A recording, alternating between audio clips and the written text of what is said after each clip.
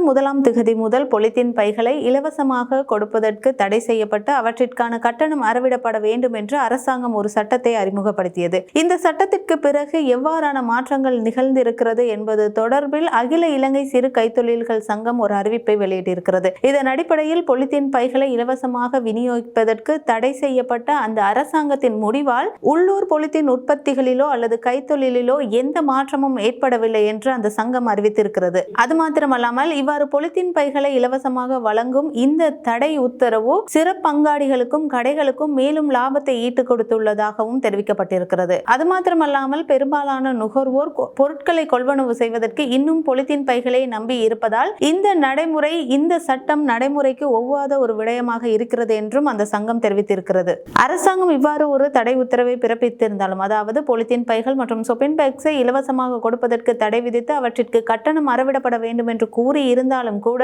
இன்னும் சில கடைகள் அந்த பைகளை இலவசமாகவே கொடுக்கின்றன. எனவே இதன் அடிப்படையில் எந்த விதத்திலும் உள்ளூர் பொலித்தீன் பைகளின் கைத்தொழிலிலோ அல்லது உற்பத்தியிலோ எந்த ஒரு பாதிப்பும் ஏற்படவில்லை என்று அந்த சங்கம் அறிவித்திருக்கிறது.